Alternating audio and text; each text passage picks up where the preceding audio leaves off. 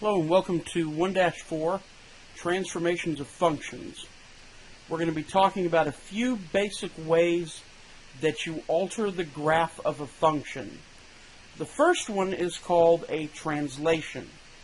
What a translation is it is a vertical or horizontal shift.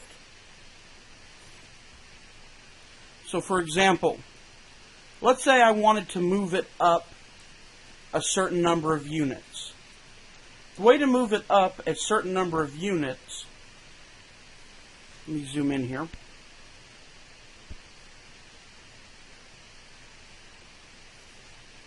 The way to move it up a certain number of units would be to add some constant, c, to the end of the equation. Okay? So a vertical shift, c units upward, gives me a plus c. And really what you have to distinguish here is when we talk about up versus down, I'm basically adding or subtracting a certain number of units, and this is going on to the end of the function. So let's say if it was x squared, I'd be adding something to x squared. So adding 2, it goes up 2. Subtracting 2, it goes down 2. Now if I want to move it to the left or the right, I subtract c units. However, I do that inside the parentheses. So if I just tack it onto the end, it affects it vertically. But I put it inside the parentheses with x, and it either moves it left or right. So if it's a negative change, it goes to the right, and if it's a positive change, it goes to the left. Pause the video at this point if you need to copy this down. So in example 1, take the graph of x cubed and then sketch each of these changed functions. So the original graph of x cubed looks like so. Here's my axis.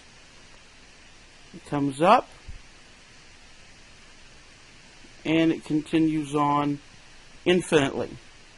So it approaches the origin from quadrant 3 and it goes up infinitely into quadrant 1. And the parent function crosses at the origin, meaning it has an x and a y-intercept of 0. Now, something you will hear us refer to a lot when you're in a math class is the term parent function. The parent function means whatever function I have, if I took out all the numbers that I have, and it was just the very basic, most basic form of that equation, what does that graph look like? So like y equals x is just a straight linear line through the origin. Y equals x squared is just a parabola that points up in both directions and goes on infinitely, and it bounces at the origin. Okay, you will have, hopefully by this time, completed a basic overview of the different types of functions that exist. So if I were to want to then take g of x is x cubed minus 1, then what would happen is this entire original function would now move down 1 unit. What's key about that is that the difference here is right there. Notice that the negative 1 is not inside a parenthetical statement. It's not inside any parentheses. So as a result, you have x cubed minus 1 moves it down 1 unit. So it'll come up, go like that, and then go up there.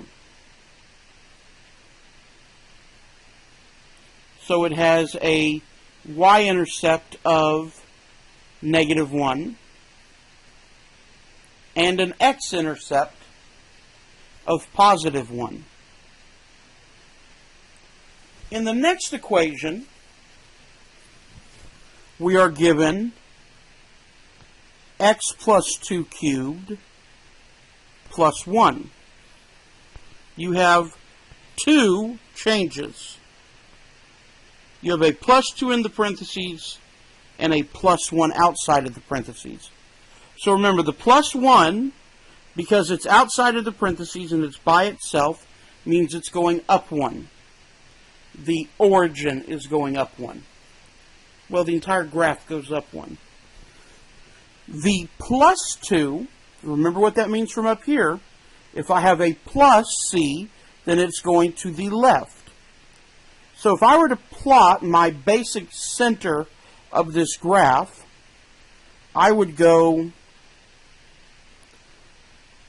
up 1 and over 2. Because it says plus c goes to the left. And now I just draw the same function I had before, like so. And this is a sketch. This is not an actual graph. This is a sketch to get the idea. Okay? Now, reflections. A reflection is where your image flips across an axis. So reflection across the x-axis, you make, so the reflection of f of x would simply be negative f of x. There's a key difference here in our reflection. Okay, there is a key difference. And allow me to point out said difference. Your negative is here for reflection in the x-axis, and your negative is here in your reflection in the y-axis. What difference does a negative make? Well, it makes a world of difference. Let me tell you, it makes a world of difference. So if I have a reflection in the x-axis, then I have a negative, and it's simply applied to everything. If I have a reflection, think of it as multiply everything by -1. If I have a reflection in the y-axis, then what that means is I place the negative inside the equation, so I substitute negative x for x, and then solve it out, just like we did when we did the test for odd-even functions. We put the negative in and see how it's solved out. So compare each of these graphs with the function of the graph of f of x equals the square root of x. Okay? So notice I'm going to highlight my changes in each of these.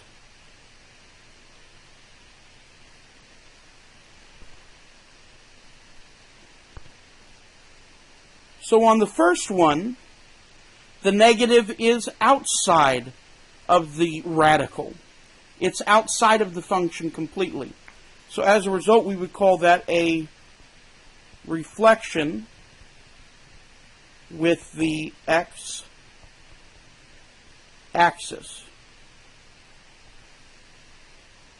And that should say in x-axis. Why? Because the negative is being applied outside of the entire equation to the entire equation. Whereas here with b, the negative is being applied inside of the radical. So that is a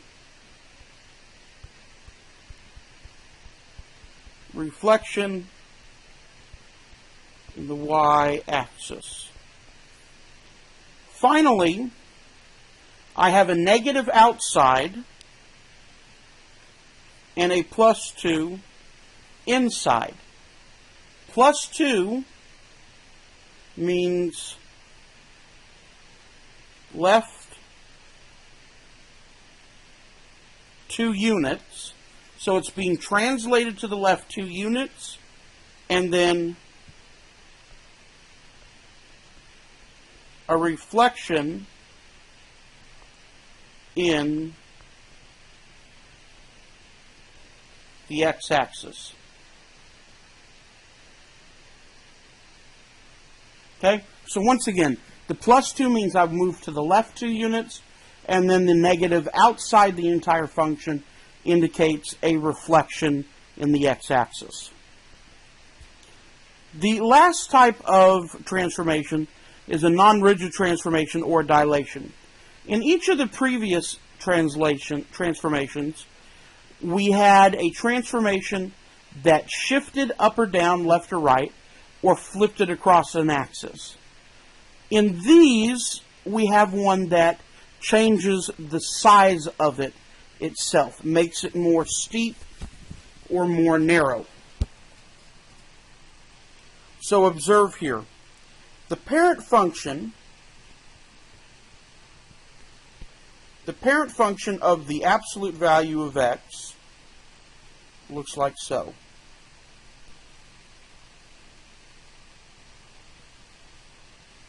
It's got that typical V format. It's got the typical V format and goes to the left and to the right at a perfect 1-to-1 slope. Now what we're going to compare are the graphs of 3 times the absolute value of x and 1/3 times the absolute value of x. With 3 times the absolute value of x, and I'm just doing a sketch here,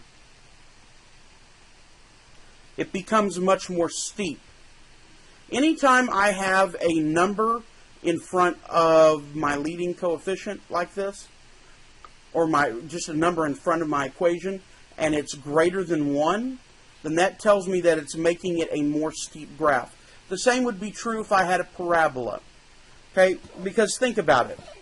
Whereas before, at 1, you had -1 and 1. Over here on this function, at 1, you had a -1, you both had 1. Over here, at 1, you have 3. So it's going up instead of 1-to-1, it's going up over 1 and up 3, over 1 and up 3. Think of it as a much more steep slope. Over here on the right, the sketch of this graph would be much more flat. Why? Because I've reduced my vertical ascent, if you will, by 1/3. I've made it much less steep. I have flattened it out. So once again, compare how these two affect that graph. When I have the 3 in front of it, that's making it go up 3 times as fast, or 3 times as steep, and the 1/3 flattens it out to being a third as much. So compare the graph of each function with f of x equals 2 minus x cubed. Well, compare the graph of each function with that graph. If I were to plug in, what they're saying here is if I were to plug in 2x, and we're plugging it into this equation. So g of x would equal 2 minus 2x, and I'd cube the whole thing. Which means g of x would equal 2 minus 8x cubed.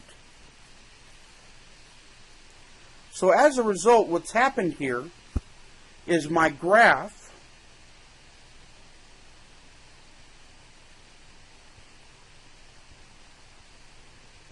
is much more steep. In other words, it's going to be more drastic. Whereas this one on the right, when I do this one, and I say h of x is equal to 2 minus 1/2 x cubed, then h of x equals 2 minus 1/8 x cubed. The original graph here, this one is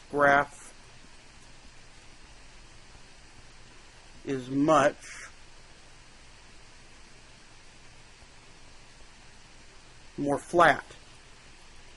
My original graph of this,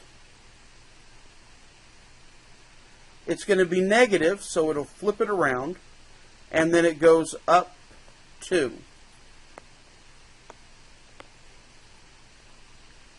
So this is my original graph of this, about like that.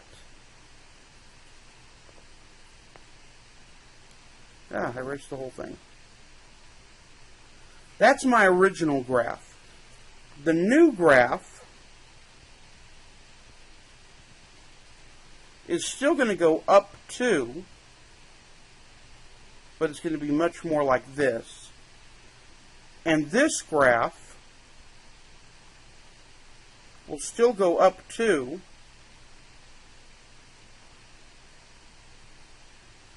but it'll be much more like so.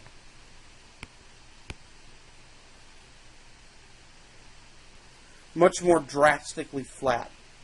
The reason for that is simply the coefficient that's in front of the x cubed. Notice the number on the left is 8, so it makes it much skinnier because it's making it go up faster. It's making every y value become 8 times larger than it originally was. Whereas on the right, it's making each y value be 1/8 of the size it originally was.